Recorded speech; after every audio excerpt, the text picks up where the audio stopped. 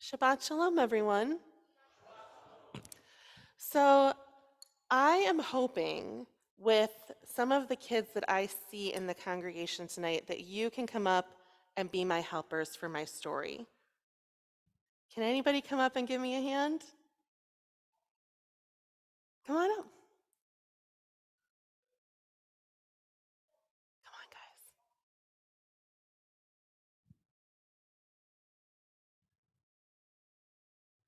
It involves very little speaking, some animal noises. Anybody comfortable? You guys ready? Excellent. All right. So, I want to tell you a story this evening. And the story goes something like this. The story goes that there was a man who had a pretty big family, and he lived in a very, very small house. Big family, small house, not a lot of room, and all of a sudden, his mother-in-law moves in. There's a lot of people, even more people. Come on up. And so he went to his rabbi and said, "Rabbi, what do I do? What do I do? There's so many people. And do you know what happened with a lot of people? They make a lot of noise, and I can't take it anymore. There's so much noise. I don't have a moment of peace for myself." And so the rabbi thought to herself, and she said, I know the solution to this problem. Do you have a chicken? The man said, "Well, yeah, I got a chicken. How else am I supposed to get eggs? They're pretty expensive at the market, you know." And she said, "Okay, great. How many chickens do you have?" And she said, he goes, I got 3 chickens. He said, "Great, bring them inside to live with you." And the man said, "Rabbi, you've got to be joking. I don't want to live with my chickens. They smell, they squawk. Why do we want to do that?" And the rabbi, she just says, "Trust me, bring the chickens into your house." So, as you might imagine, they're eating dinner the next day, right? So, I want everybody to help me out. This is where you guys come in. They're having dinner. The forks are clanging on the plates.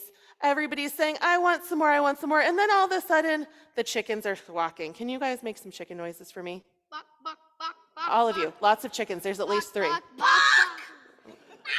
Okay, excellent chickens. Okay, so that's a lot of noise. There's all these people, and there's chickens squawking, all right? So then the man goes back to his rabbi and says, "Rabbi, you got to help me out. I can't take it. There's chickens squawking, and my mother-in-law is complaining, and my kids are hungry, and they want more food, and the dishes make a lot of noise, and. What do I do?" And the rabbi says to herself, "Do you have a sheep?" And the man says, "Yeah, I got a sheep. Why do I need, yes, I have to have wool. It's not a new sheep, it's an old sheep. She's not going to fetch a good market price. I can't buy a bigger house." And the rabbi says, No, you don't need to sell your sheep. Bring the sheep in. Tell the sheep to come live with you too."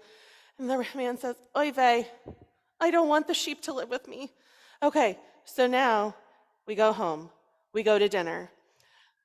There's lots of clanging silverware. Everybody's hungry and complaining. The pot turns over because the chickens are waddling around. And then the sheep comes in and starts kicking everything. All right, so we're eating dinner. And then the chickens start squawking. Buck, buck, buck, buck. And the sheep starts making noise too.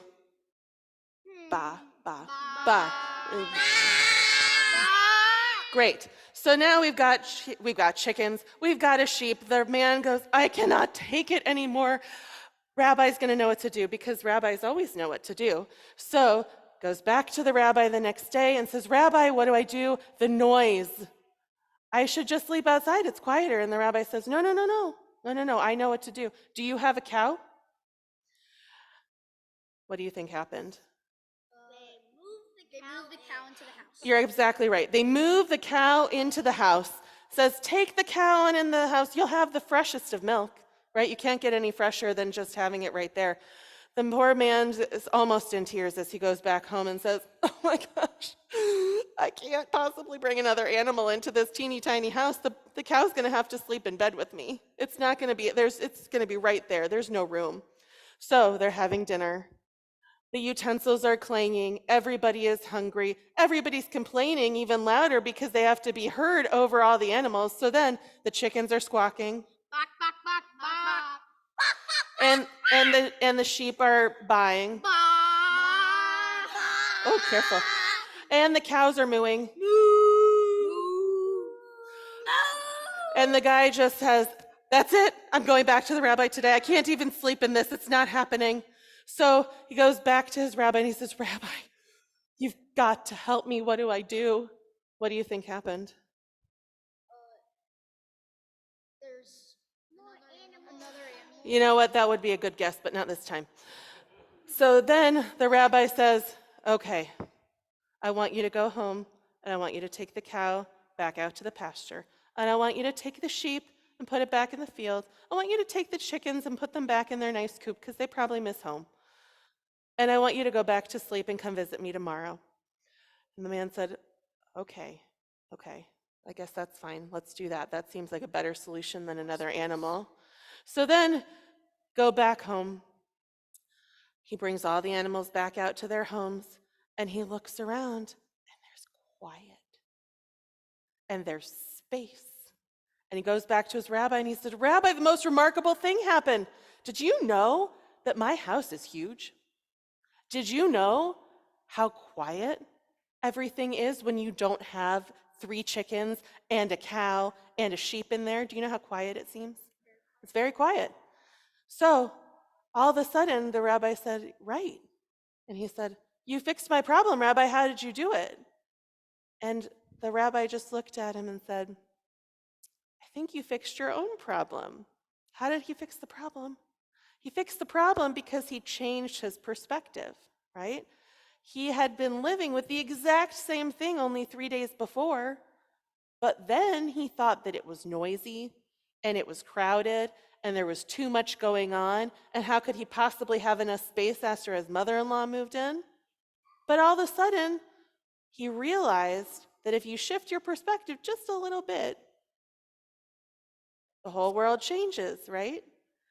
And so I tell that story tonight. And first of all, thank you so much to my helpers. I appreciate it. You guys can sit back down. I tell that story tonight because it reminds me a lot of our Torah portion this week. This week we are in Parshat Shalach Lecha. And in this Torah portion, Moses, I almost said Jacob, we're a little further ahead in the story. Moses sends the scouts into the land of Canaan and asks them to bring back information. And Moses asks for things like, is the country, are they powerful or are they weak? Do they have good soil? Are their cities fortified? All of these important questions so that you know if you're going, what you're going into when you go into the land. And the 12 scouts come back, and 10 of them say, "Can't go, can't do it, it's too much. We look like grasshoppers and they look like giants. We cannot go in." And 2 of them, only 2, Jacob and Caleb, say, "No, God is with us. We have to have faith in God. God is with us. No matter what we face, it's okay because God says that God will protect us." And God is pretty angry at this point because the rest of the community threatens to stone Moses and Aaron and Jacob and Joseph. I keep saying Jacob, and Joshua and Caleb, because they want to go in and invade this land and go into the land without making sure that they have the right forces available to them, which they don't. And God's pretty frustrated because all the people then start whining, kind of like the people in our story here, the guy with all the animals. They say, "We should have just gone back to Egypt. Are we supposed to just die in the wilderness? God's going to make us die in the wilderness now." And God says, "What is it with you people? I've shown you all the way that I'm going to be with you. I led you out of Egypt. I part the waters. I give you manna and water in the desert. And yet you think I'm going to lead you into disaster here? No." Only Joshua and Caleb out of 12 say that it's okay to go into the land. And what God says here is that the rest of, and this is where we find out that there's generation of people are not going to go into the promised land years later. They're going to have to figure out what it means to be a free people, and that generation of people is going to die in the wilderness. But Joshua and Caleb have what God calls a ruach acheret, a different spirit. a ruach acheret. They have a different spirit, and they, among all of the other people, feel that it's okay and they have faith in God and they're going to get to go into the promised land. And so I say that because sometimes we are all in need of a ruach acheret. We are all in need of a different spirit and a different perspective. It is easy to see negativity. It is easy to feel downtrodden. It is easy to feel frustrated by circumstances that aren't always in our control. And when we look for that negativity, it will be there. But just like the man in the house that felt it was crowded and noisy, and just like Joshua and Caleb, who saw the exact same things that the rest of the scouts saw, if we shift our perspective and have a little bit of faith, we can move forward in a whole new direction. Shabbat shalom.